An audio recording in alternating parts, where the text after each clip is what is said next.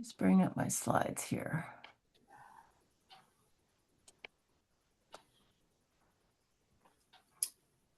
All righty.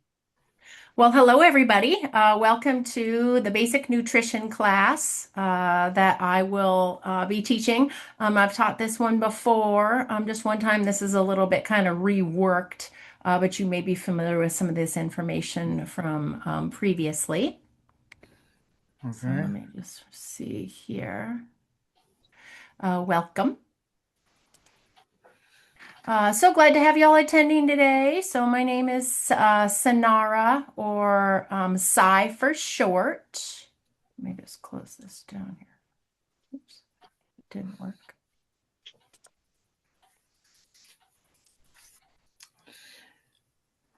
Give me 1 second, guys. Sorry.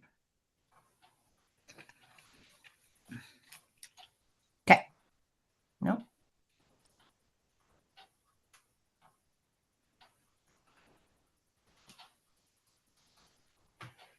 Sorry, let me just try this one more time here. Okay, there we go. Alrighty, so a little bit about me. So in as far as this all goes, I have studied nutrition before. I was at a couple different places. So American College of Healthcare Sciences, that's in Portland, Oregon. That was an online program that I was part of. I was gonna put my beers. And then, so that was from 2019 to 22 that I was studying there. Before that, I was studying in Tampa, Florida at Hillsborough Community College, 2017 to 2018, a little over a year there. And then before that, what actually sent me on that journey was that I was suffering from an undiagnosed illness at the time. It is nutrition related. That's diverticulitis, actually pretty common, especially in Western cultures. It's an inflammation of your colon, which is due to poor diet, and specifically low fiber diets, can cause that. But that sort of sent me on my journey with learning about nutrition. And then even before that, I was on Weight Watchers, I think right after that, and lost about 35 pounds. So learned a little bit about how to lose weight, how to do it safely, and slowly. Slowly is actually much better for you as far as weight loss than going quickly. It's better for your heart. And also had found when I was in the library a book called Eat to Live by someone that's pretty famous now in the nutrition realm. This was one of his first books, but basically goes over how to treat food as the medicine that it can be for us. Lots of really good information in that. I actually did buy the book. I had been copying it on the copier at the library, and finally gave in and actually purchased the book. I'm sure Mr. Joel Furman appreciates that. But lots of really good information in there, in a book that I recommend if anyone's interested in weight loss or just a nutrition journey in general. It's basically about how to get the most out of all of the food that you're eating. Nutrient dense is the term he uses. So lots of nutrients per ounce or gram. So other than nutrition, other things about me, I am currently a full-time lead and admin at a catering company that actually services tech companies in the Seattle and Bellevue regions. We give them their lunch, sometimes their breakfast, and sometimes there's like a little cheesy charcuterie board happy hour that we do too. As some of you know, I am a hobbyist. I have all kinds of loves. Some of them are poetry, herbology, I'm very interested in, gardening, which goes right along with herbology, making soap and skincare products.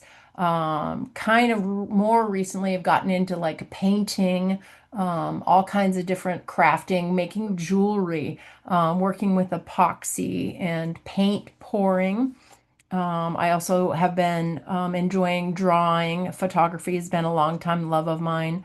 Cooking, dancing, and all kinds of games. Just about any game that you can think of, I would love to play. Recently, I started playing Dungeons and Dragons with some friends of mine, and that has been really, really fun. I also have a wellness coaching business. My business is in helping others to become the best version of themselves that they can be. Towards that end, I am working to an ACC accreditation through the ICF. That's basically the first level accreditation that you would be getting through the certifying body called the International Coaching Federation. Those are the guys that make the rules currently as to how to be a coach. So working towards that. And then now, of course, I'm teaching classes for Brain Northwest. I've taught quite a few classes. I think about a year now we've been teaching. So coming up on probably 12 or 11 classes. Has it been that long? I'm not sure, Justin. It's been almost a year at least. But I taught some classes in poetry. I taught classes in nutrition, and then recently have been doing some cooking classes. So we're back now to talk a little bit about nutrition again. This is a refresher for people that have heard a little bit about this before or seen this particular class. Some of the subject matter can verge on some complicated stuff. So it's always good to sort of look again. I try to really kind of dumb it down, make sure everyone is kind of at the same level as me with starting because this can get complicated quickly with nutrition. So I really tried to keep it sort of simple and basic um, for you. So a little bit more about the wellness coaching and teaching classes. Oh, yes, I guess that's the same thing I just had. Sorry about that. Okay. So what we're going to be covering today, topics such as what is nutrition? We'll go into some details about carbohydrates, proteins, and fats, and those are the building blocks of nutrition. All food can basically, unless it's water or a vitamin or a mineral, can be categorized loosely into these three categories. Also, we'll talk a little bit about proper percentages of these items for optimum nutrition. I'll go a little bit into diet trends that are popular right now. Sometimes some of them are more fad-like, some of them are less fad-like. And then through that, how to make heart-healthy choices. Also, I thought I'd do a little bit of talk about gut health and how it relates to the brain. There's some really interesting stuff that's coming out about how the two are related. And in fact, they're calling the gut the second brain because it's so closely related to what's happening in your head. And that, I mean, we're talking about hormones and moods and all kinds of things that your second brain can affect. Because it's on mute. So 15 to Hey, 20 minute question and answer session will come at the end as well, so you'll have a chance. Also, feel free to pipe up during. I will have difficulty seeing you all, so just speak up or let yeah, no. Justin know if y'all have a question that you'd like for me to answer right away before you lose where we are in the presentation. That's fine as well. Okay, so this is fun here. It's kind of just a fun graphic of some different really healthy foods for you. Lots of fruits and vegetables, some legumes, some nuts. Nuts are really good for you. But all that good, healthy stuff, that's unprocessed, all that stuff you're looking at there. So, what is nutrition? And this is according to Medical News Today. They do a lot of articles about nutrition and health. And they say that this nutrition is the study of how food and its substances impact the body's growth and health. It's the process of consuming, absorbing, and using nutrients from food to support life's growth, development, and maintenance. So basically how what you eat can translate into a better body, a better life, a better mind for you. Okay, so as far as nutrients go, the body requires 6 nutrients only to sustain life. And this basically covers nearly everything that you're eating, or in the case of water, drinking. That's carbohydrates, proteins, and fats. And we'll go into some detail about those as well, just so you get to understand them a little bit more and how they relate to nutrition and what you eat. But also, very important, are vitamins, minerals, and water. We'll talk a little bit less about vitamins and minerals, although they are very important. But there was a lot of stuff that we could go over for this class, so I wanted to stick more to the carbohydrates, proteins, and fats, because those are more the building blocks of what you're eating. The vitamins and the minerals can be found in the foods that you're eating that are carbohydrates, proteins, and fats. So, first level is the carbs, the proteins, and the fats. Second level would be vitamins and minerals and what foods those are found in. And of course, water is always important for you. Our body is mostly made up of water, just like the earth. So always important. Alrighty, macronutrients. That's what they call carbs, proteins, and fats. Those are the big things that you need. Macro means large. And then when they talk about vitamins and minerals, they call those micronutrients because they're smaller. You're needing smaller amounts of your vitamins and minerals than you need of carbs, proteins, and fats. So this is just a little bit of information about carbohydrates. We'll start there and then move on to the other two.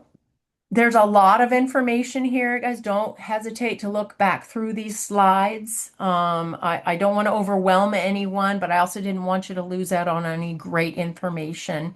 Um, the first time you hear it, it kind of goes over your head, and then the couple extra times that you hear it, it does get to you a little bit better, but there's a lot of details. So I'll try not to lose anybody with this stuff. It's important and good. So carbo from carbohydrates means carbon. Hydrate, of course, means water. And then, as we'll see, we're going to talk a little bit about the different kinds of carbohydrates. Mono means one, di means two, and poly means many. But carbohydrates produce much of the body's energy. This is the preferred fuel of the body. So, in other words, available for immediate consumption.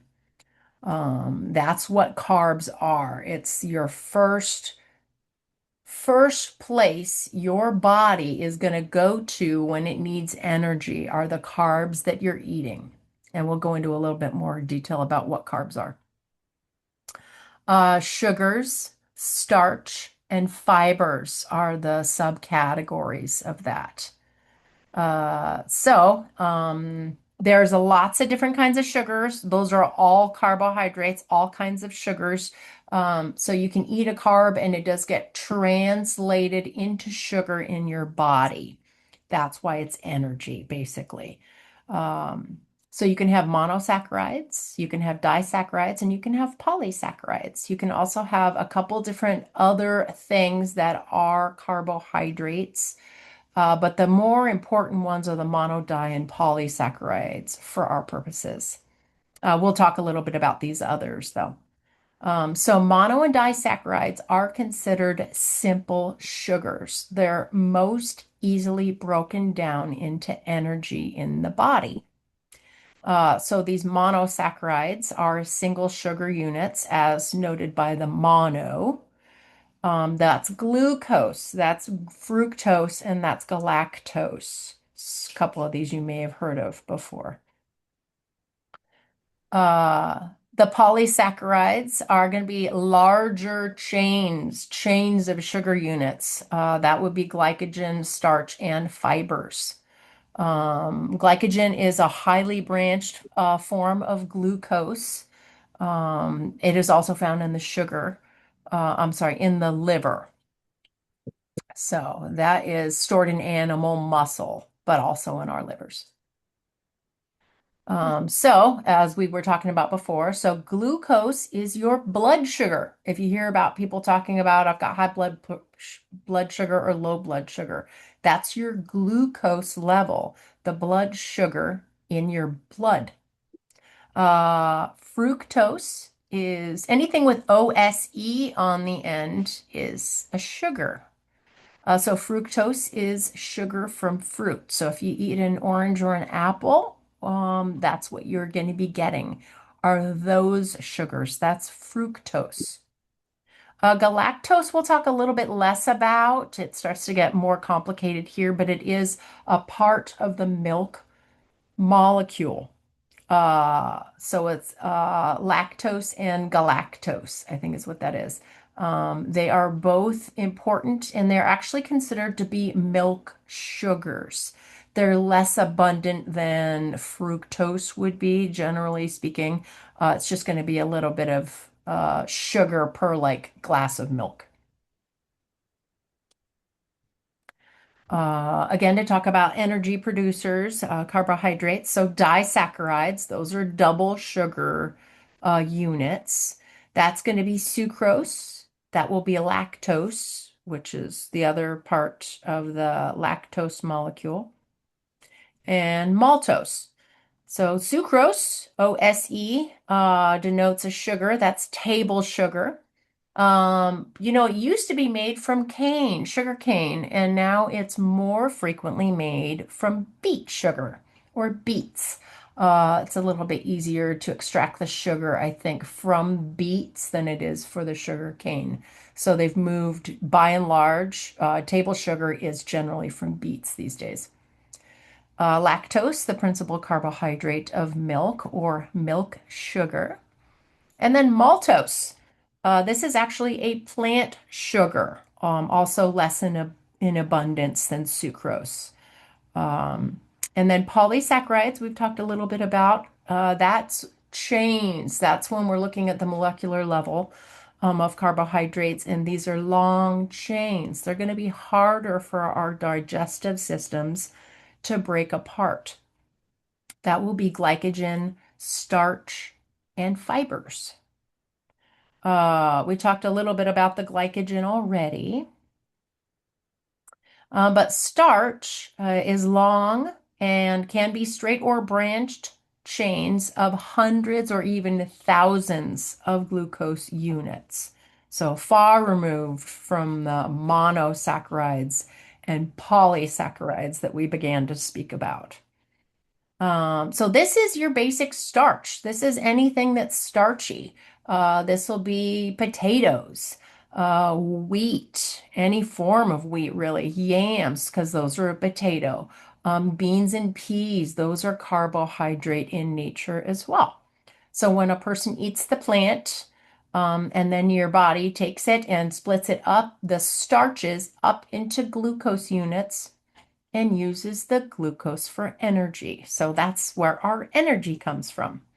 One very important note here is that grains are the richest or densest source of starch.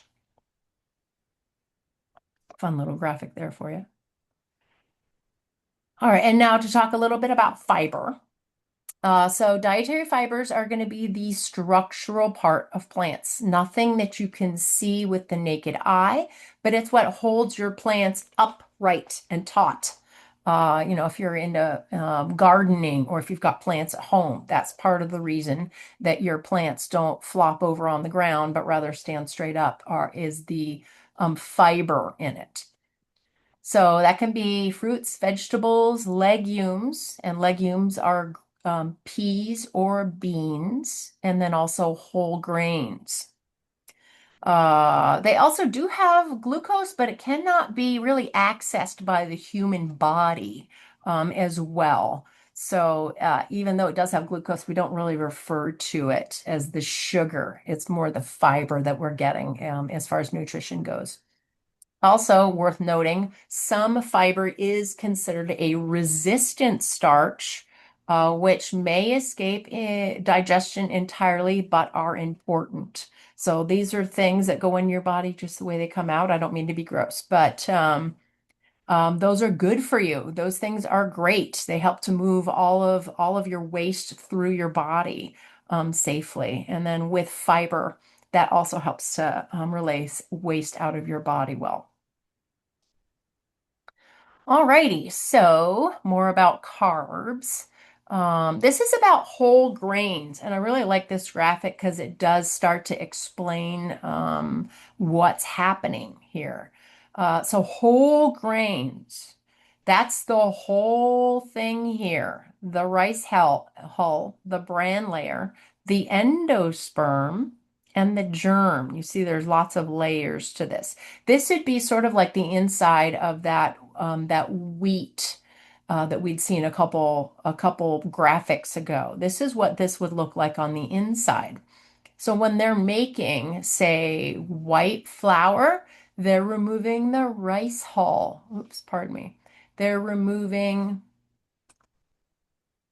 how did I lose my place so quickly here? Sorry, go backward.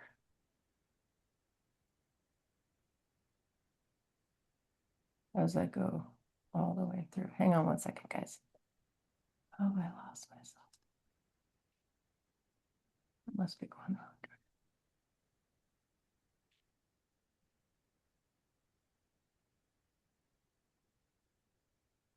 There we go.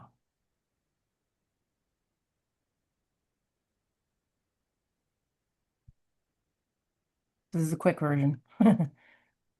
Okay. So the bran layer, they scrape off the hull, they scrape off the bran layer, they scrape off the germ, and then all you're left with white flour is the endosperm, which is the basic starch. All this other stuff kind of slows down your digestion for the good. It gives your body a chance to digest without overloading your blood with a higher blood sugar. So, all of these things that slow down digestion are good for you. Alrighty, so we're talking a little bit more about fiber. So, resistant starches, as they're known, do resist digestion due to a number of reasons, such as the physical properties of the food and actually an individual person's digestive capabilities. So, resistant starch is good. Those are raw grains. That would be unripe bananas, raw potatoes, and legumes, such as beans and peas.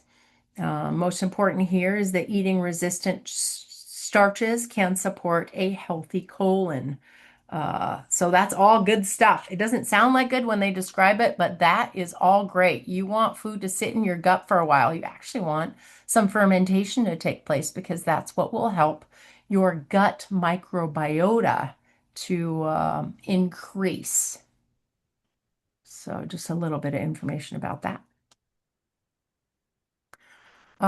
Cellulose also gives the cell walls their shape. It's in all vegetables, fruits, and legumes. That's considered a type of fiber. Soluble fibers, so that's anything that dissolves in water. Oats, barley, legumes again, so beans and peas. That's also good for gut fermentation. It's a positive and necessary process for gut health.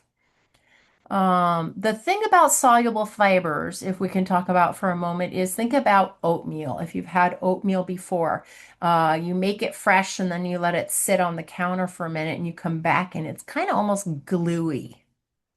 Um, that is the good part about oats. It has a mucilaginous factor to it. And they call it lignins. That's some of the kind of gluey factor that's good for you about oats. So those things dissolve in water and create a little bit of a goo that's very good for your body. So that's soluble fibers. Anything that can dissolve in water, and then what happens is you get sort of a mucilaginous or a mucusy sort of thing. But all of that's really good for your gut. And then we talked about that. Insoluble fibers, that's bran, that's corn, that's celery, anything that goes out just as it comes in. Not as bad as it sounds, actually. Alrighty. So, now on to lipids. I don't know if you guys are able to see all this. The official name for fats is lipids. And then I'll show you a little bit of a visual, but molecularly, this is a glycerol head with three fatty acids attached. You'll see what I mean shortly.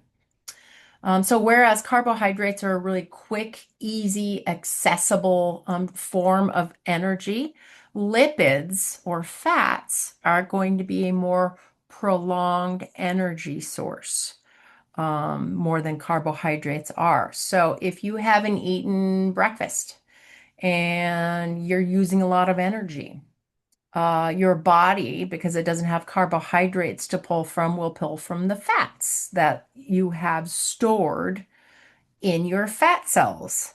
And that is how weight loss can occur. Is that you don't have the carbohydrates, which is its first preferred choice for energy, and rather goes instead to the fats of your body, which is, nutritionally speaking, that's stored energy. So, not a terrible thing to have extra stored energy on you when you think about it like that.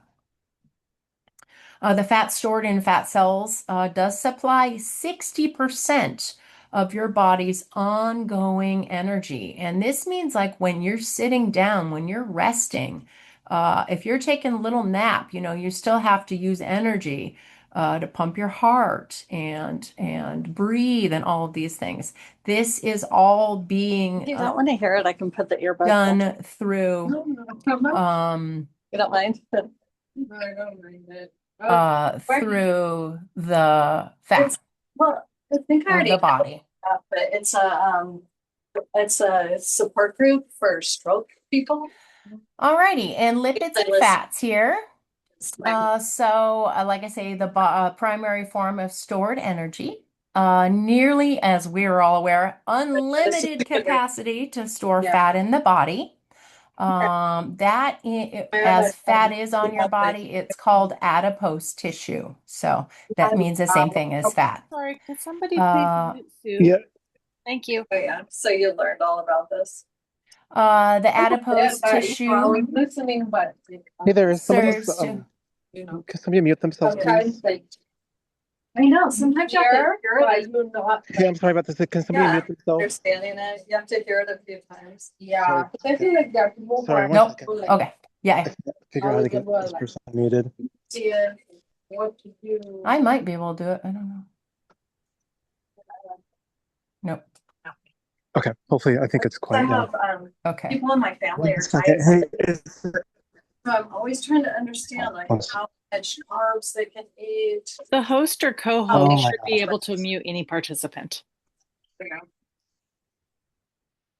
I don't see it available on my end, but I could be wrong. Okay. Adipose tissue serves to cushion, and this is good stuff here, serves to cushion vital organs and protect them from extreme temperatures in your body.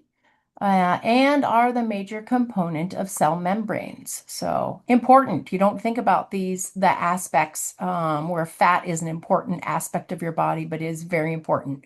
If you're on a motorcycle and you hit a pothole, the adipose tissue is what saves you from really like bruising your spleen or something like that. It's just that little bit of cushion inside of your body to make sure that all of your important organs stay healthy and intact. And actually, adipose tissue can secrete some hormones that are very important that regulate our appetite.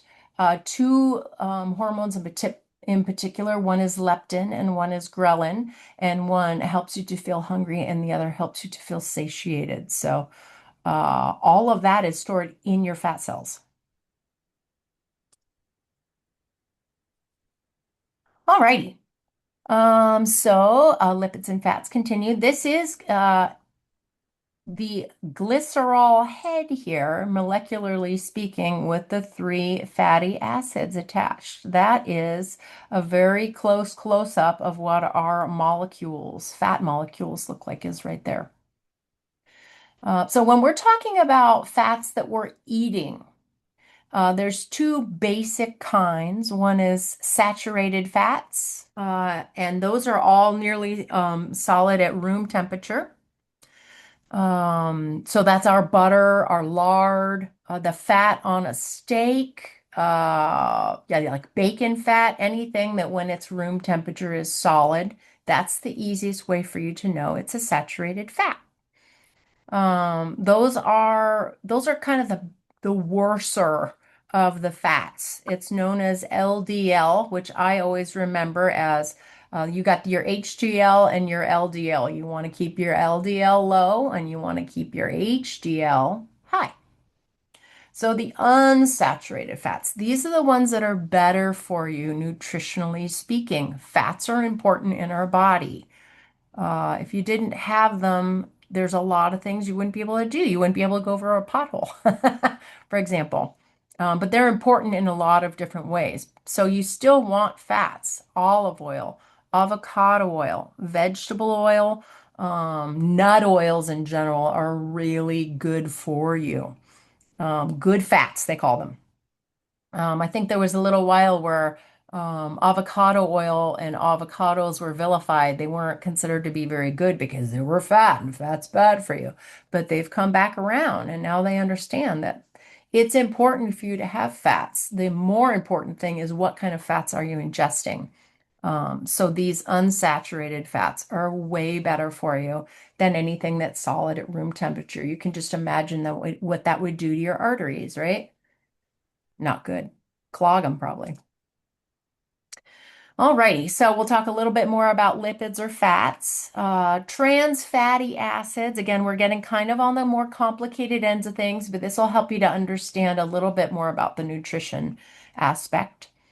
It is in animal products and dairy products and has been created in the lab in many food items in the hydrogenation process because they've found that it can keep fats from going rancid, which is kind of bad, from going bad through the process of hydrogenation makes fats shelf stable. So think about your Twinkies, right?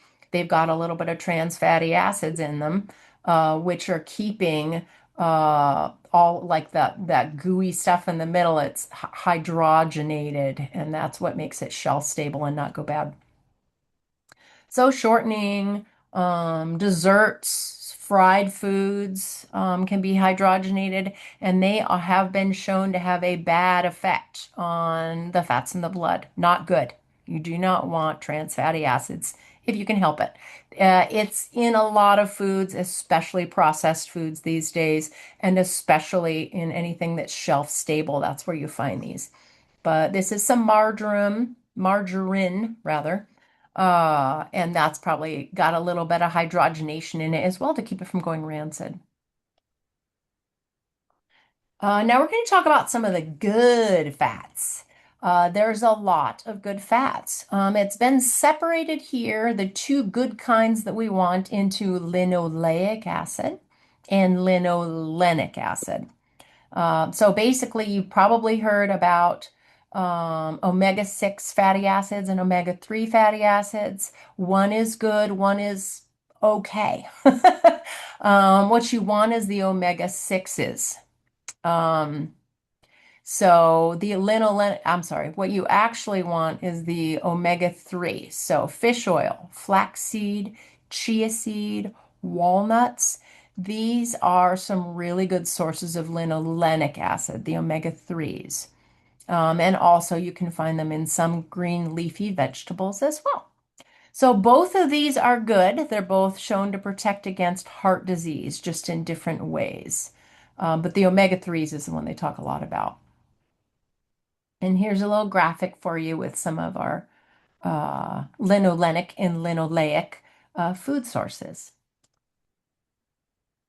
Again, about lipids and fats. So this is an important note. Cardiovascular disease, which is the other word for a heart disease, is the #1 killer of adults in the United States. That's huge. So we can change that by watching the types and amounts of fats that we're consuming. So what you want to do in order to avoid a heart disease or a heart attack or a stroke or anything that's related to cardiovascular disease is eat a diet that's low in saturated fats and trans fats, because that's going to lower the risk of heart disease and actually lower your blood cholesterol or your blood lipid. Another thing to keep an eye on is your BMI. So obesity, which is a high BMA percentage, it's the density of a person's body, is a serious risk to health, as we have been made aware. You have a higher risk of all kinds of things, including heart disease, cancer, and they're still working out some more research about what can happen if your BMI or your fat content in your body is higher than what they recommend. So BMI is a body mass index, is what that stands for. It is basically how dense you are. So how much you weigh compared to how tall you are. That's your density.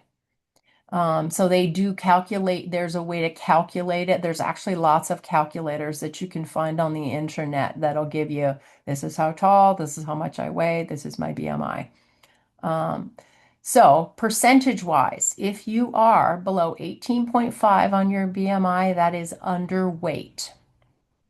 A healthy weight is between 18.5 to 24.9, pretty big range there. And then overweight is 25 to 29.9 BMI. And then obese would be considered 30 or greater. Also, I thought I'd mention there is a fun fact about this, that it's actually the cholesterol in the food that you're eating is not so much is not the factor that they're talking about when they talk about cholesterol, less so. The added fats are really what we're talking about and what raises your blood cholesterol level.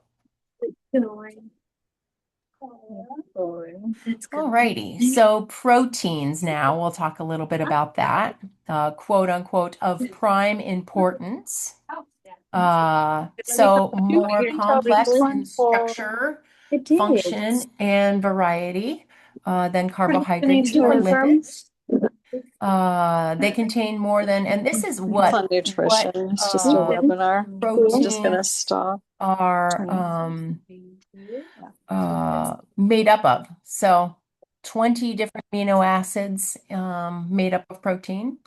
The amino acids are considered to be the building blocks of protein. And then amino means containing nitrogen. So 9 of the amino acids the body cannot was just one make. family. These are called essential amino acids and must be found in food. The proteins help your blood to clot, facilitate chemical reactions, and create the body. So your cartilage, your bones, muscles, skin, and blood, and then also help you to build and repair your living tissue.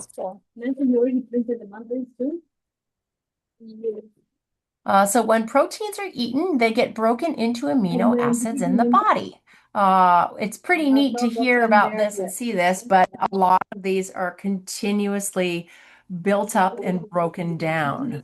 And much of the protein in the body is stored in our muscles as well. So we eat the protein from the animal and then we store it in our muscles in the same place that we got it from the animal. There are 12 non-essential amino acids. So these are amino acids you can get in your body. You don't need to eat them. This is the 9 essential amino acids here for you. No reason to name them all. They're interested thing, but not necessarily important. Sorry, 1 second. Yeah, I can't deal with this anymore. Cynthia, maybe you can tell them to shut up. Well, no, not that. I'm sorry. My computer's just not working, so I can't mute right now. I'm so sorry. Not me, but I can't mute the other person. So if you guys are out there, can you all mute yourselves, please? I don't know if she can hear us because she's on the phone talking to Oh, somebody. okay. I'm so sorry. I for some reason my computer won't mute her. So Yeah. I'll have to log back off and log back on. I just hope I don't lose you all. That's the only concern I have. Yeah. Okay. Um, Uh, I'll try to do some stuff. I guess continue and I'll be right back. yeah. There's no way to contact her, is there? Another way? I will try. I'll try on my end. It looks like there's some silence now, so I will see what I can do. All right, thank I'll you. come right back. Appreciate it. Thanks, Justin. Uh, Yeah, it starts to give a headache with all the mangled noise and stuff. So yeah, I have a hard time speaking over it. I get lost. sure, And right. sure. Has anyone tried just calling out to her name? I did a couple Okay. times, but I might have been on mute myself. So Oh, I hear you. Okay. Well, Sonara, could you do that as the workshop, person? I'm sorry, what do you need? Could you just call her name out and ask her to please mute verbally? Yes, I don't see who it is. Is it? it's Sue. Okay. Hey, Sue. Sue, can you hear me? Okay. Well, we'll continue. I don't see her on here. Okay. So protein turnover is the continuous breakdown and creation of proteins within the body, which is what we spoke about earlier, sort of constantly recycling the protein of our body. So this is kind of the summary of some main protein functions. There's lots of functions that protein has within our body, which is part of the reason it's so important to us. Lots of things it does. Well, one thing it does is keeps the acid-base balance in our body balanced. So that's your blood pH, basically the pH of the water of our body, which is generally between 7.35 and 7.45. So almost neutral, but not quite. They also create antibodies, and antibodies deactivate the disease-causing agents within us. And then, of course, creates the structural components, the shape and the form of our bodies. So our tendons, our bones, our skin, all of the things that create shape of us are all assisted by eating protein. And then there's the pH scale as well. So neutral's right about 7 for you there. So we're in between a 7 and an 8, so just slightly alkaline is what our blood is. Alrighty. Just a little bit more details on proteins. The enzymes are part of our proteins, and that can speed up the reactions. They facilitate our body processes. And then also proteins can be used as energy. Some proteins do create fuel, including some create a sugar that we use as energy. And then again, the electrolyte balance or fluid balance. Not only does it keep our pH the same, but make sure that our cells are properly inflated with fluid and neither overinflated nor underinflated. So that's part of that. There's a buffer system in our body that is maintained through the proteins. Hormones, some are proteins as well and can regulate our body processes. And then other proteins transport vitamins, minerals, fats, and oxygen to the rest of our body. All right, so we talked a little bit about the fats, the carbohydrates, and proteins. And then these are the recommendations. This is for males here. And this is by age group, it can change, but generally speaking, so 18 to 50-year-olds, these are the amounts approximately that you should be getting every day of carbohydrates, fats, and then that's been broken down a little bit further into linoleic and linolenic. Those are the good fats, and then proteins and fiber. So carbs, fats, proteins, fiber. Those are the things that we should be watching a little bit more. There are no recommended daily allowances right now for any other fat other than linolenic and linoleic. And in other words, these are the ones you should be eating. You should not be eating the other ones in excess. And then this is the same information, but for females. So carbs, 130 grams a day, linoleic and linolenic. Lots more of the linoleic than the linolenic here, as you're seeing. 46 grams of proteins a day, also again for 18 to 55-year-olds. And then fiber, approximately 38 grams a day. Again, no RDAs for any other fats other than the good fats. Makes sense. May I ask a quick question? Of course. Hi, If Holly. you're if you're 60 or over, what gets adjusted? Those get adjusted just slightly lower. I can put the details in if you'd like, but they're going to be a little bit, I think it's less. I'm not Okay. 100% sure, but they changed just a little bit at 60. I can't recall if it's up or down. I feel like they're recommending more proteins when you get older and not less. So I think that's right, but I'm not 100% sure. That's a great question, Holly. I can find out if you'd like, though. Thank you so much. Yeah, you're welcome. So what shall we eat after all of this, right? I mean, I just threw a lot of deep information at you guys. So what do we do now with that info? So, taking into account things like allergies and intolerances and what can inflame us, which can differ from person to person. And of course, we all have likes and dislikes that we have as far as food, which makes all of this a little bit more complicated. But basically, as Michael Pollan says, he's written a lot of books about food and is a great guy. If you like to read books on nutrition, he's a good one to follow.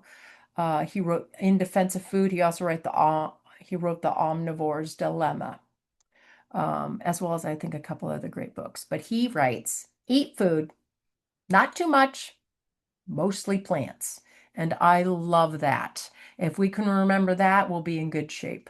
Eat food, not too much, mostly plants. I see your heart, like.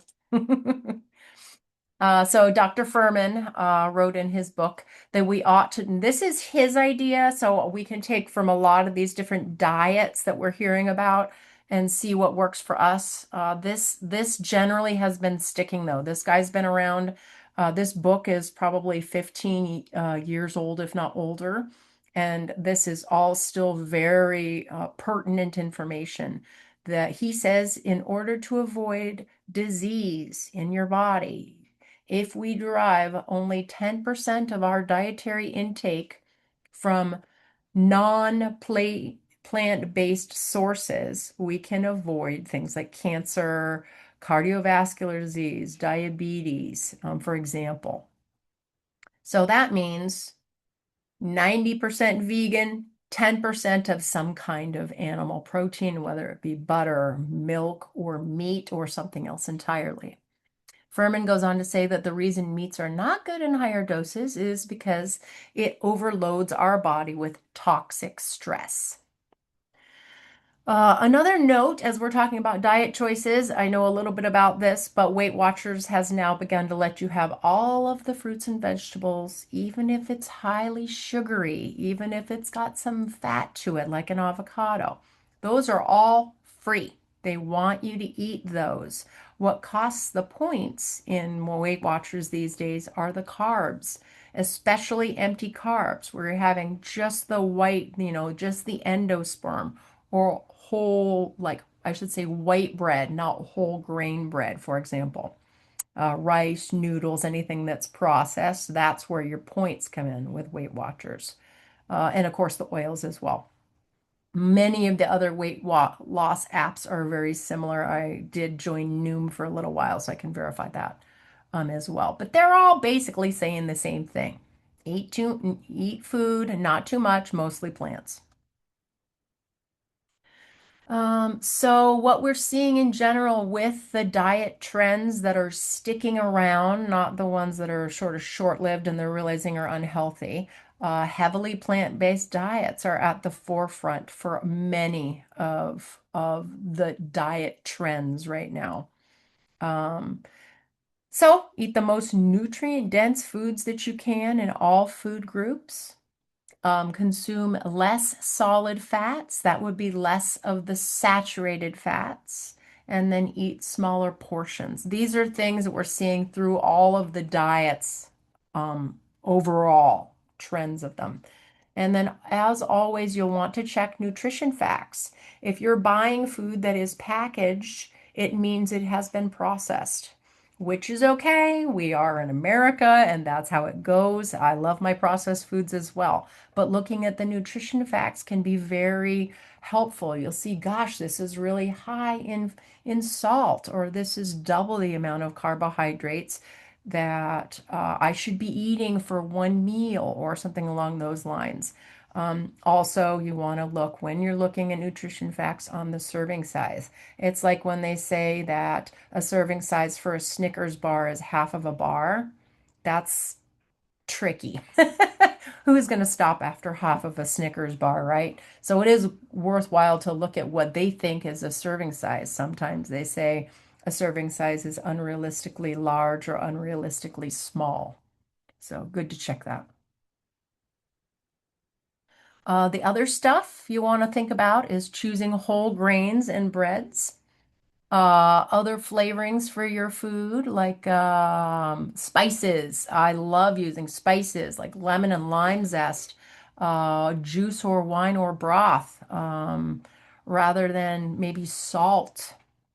Ordering, if you're going to have pizza, all of us love pizza, right? Lots of veggies on the pizza, maybe not just all pepperoni or all sausage, which I love.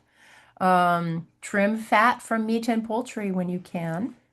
A heart healthy cookbook goes a long way. If you've got a couple favorites from there, then you can learn to crave the food that you're making that's healthy. Another thing is Pam spray. That's really good for making sure your foods won't stick to like a pan or whatever, but it's not overly coated in oil. It's a very thin layer, so you're cutting your fats in that way. And then fruits for dessert, one of my favorites as well. So I won't go through this YouTube, but there is a YouTube in here you guys are welcome to read and look at. If you go back through these, I know we're a little short on time, so I didn't want to take up too much time. But Dr. Daniel Amen talks about brain health in this TED Talk, and is one of the forerunners on information about brain health. So things that are good for your brain: fish oil, green tea, lots of fruits and vegetables here. And really, what you want to be doing is eating the rainbow. So, if you can make yourself a rainbow every day and then eat your rainbow, you'll be doing well, nutritionally speaking. So, this is almost all fresh fruits and vegetables, but fish oil and green tea are also very good for your brain. Things that are good for your heart are good for your brain. That's another good thing to know. So if you're looking for what to do for your brain, look at what's good for your heart. The vagus nerve, that is our second brain, and it's actually how our gut is connected to the brain, and transmits things like neurotransmitters, hormones, messages from the gut and the brain are transmitted back and forth. And that's a lot of what this talks about here. The bacteria, viruses, and fungi that live in our gut can be beneficial, and most of them are. They can also be harmless or they can be harmful. So, fostering a good microbiome in your gut is worth considering as well. So, for gut health, you'll want to look at probiotics, prebiotics, and these are foods that put the good healthy bacteria into your body naturally. You're not just putting in the probiotic or the bacteria, you're letting your body create the bacteria itself with the prebiotic. and then eating a balanced diet, so lower in fats and sugars, and then balanced amounts of carbs, fats, and proteins. Just put these guys back in. Okay. So this is sort of a visual of the vagus nerve here, sending messages from our brain to our gut here. The gut bacteria, this is an interesting fact to me, produce some of the hormones, such as that's a neurotransmitter, serotonin, and then also influences sleep, mood, and focus. So lots of good stuff happening. What happens in your gut moves up to your brain and back down as well.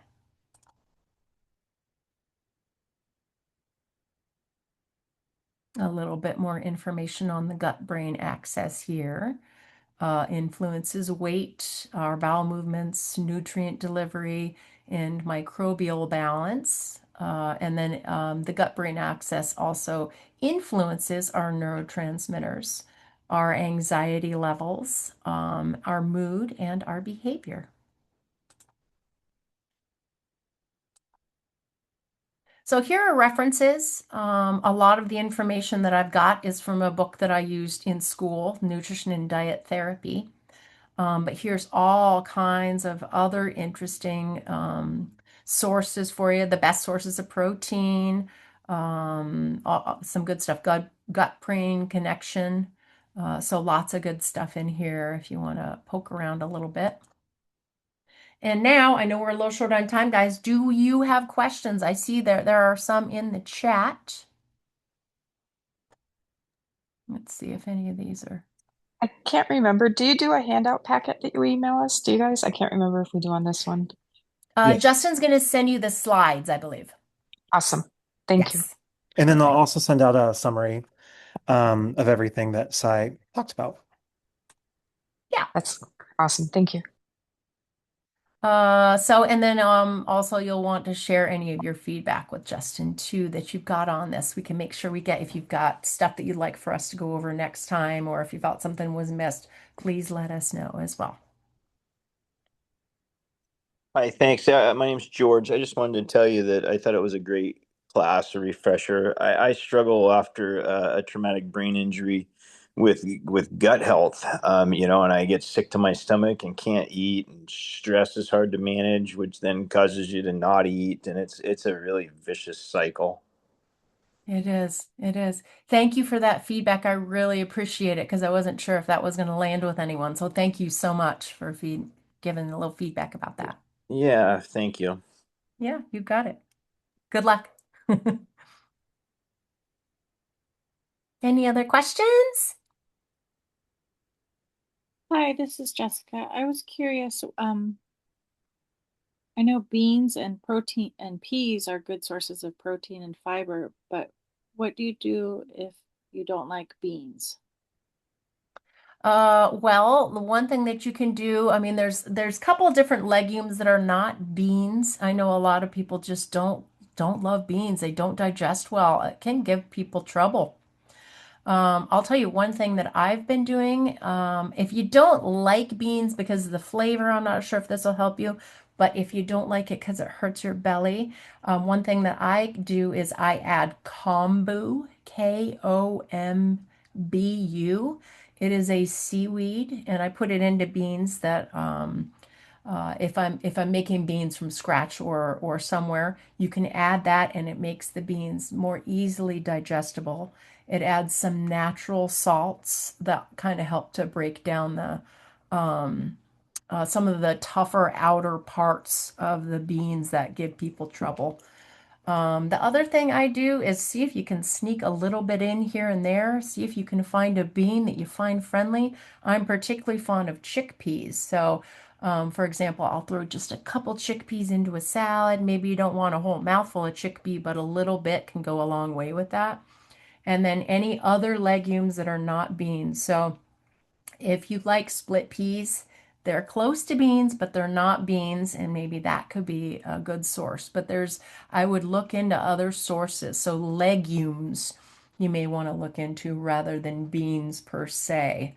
But yeah, I mean, I just say anything that you can have a little bit of protein in, especially like a salad, or if you're having like a little roasted veggie jumble and can throw a couple, like a canned bean or something in there, just a little bit to bump up your protein can be a good way to go. That's a great question. Thank you very much. And I'll make sure I go into that a little bit more in detail next time if I'm able as well to talk about other legumes that will be helpful. Awesome, thank you. And then my last question was, um, do you have the best soft vegetables to eat? Because what if you don't have teeth? Yes, that's a great question as well. So what I would recommend in a lot of cases is sauteing your veggies in just a little bit of water is going to help to keep them broken down. It depends on what the veggie is, but sweet potatoes can be peeled. That's nice. You'll want to cook those. Almost everything you're going to want to cook at a lower temperature for a much longer period of time in order to get the veggies soft. But you do want to generally, if you're having trouble with chewing or you don't have teeth, then removing some of the peel or all of the peel or choosing, say, potatoes that are thin-skinned rather than thick-skinned can be helpful. There's lots of things, but generally sauteing in water, if you can do it, that's recommended. And then just choosing vegetables that are literally softer.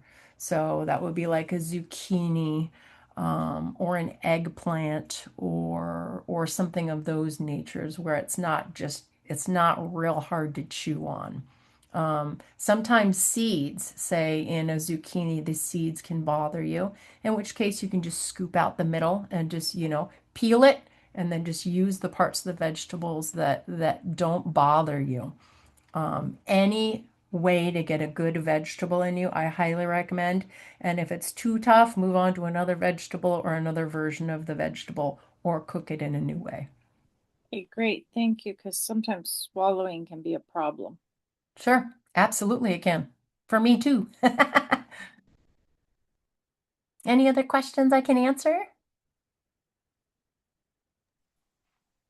Yeah, Lorna had a great idea of blending them and making a soup out of them too. I thought Yes. that was a good idea that she said. Yes, I love that idea. And I do make a lot of veggie soups like that myself.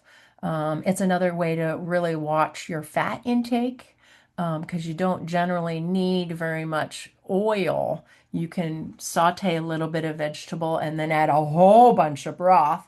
And then as you cook it down, it's just going to get softer and softer and softer.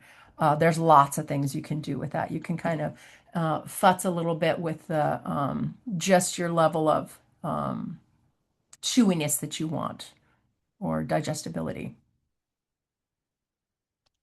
Let's see. Perfect. Yes. Thank you, Lorna, for that comment. All right, Anyone else? great. Oh, Puree. yes, puree. Yeah, the Yep. immersion blender is great. I love my immersion blender for soups. Yep, me too. Me too. I have a fun parsnip soup that I love to make with just a little bit of allspice, but you can mix that. Actually, you probably love it too. Just a little bit of coconut milk in there, Yeah. and some curry. So good. So good. You're not feeling like you're missing out on anything, but it's a drinkable soup. And maybe we'll do a soup class sometime, like That's a good idea. all soups, talk about I soup. love that. That's a great idea. Yeah. All Thank right. you, Anita. I appreciate that. Great information. I appreciate it.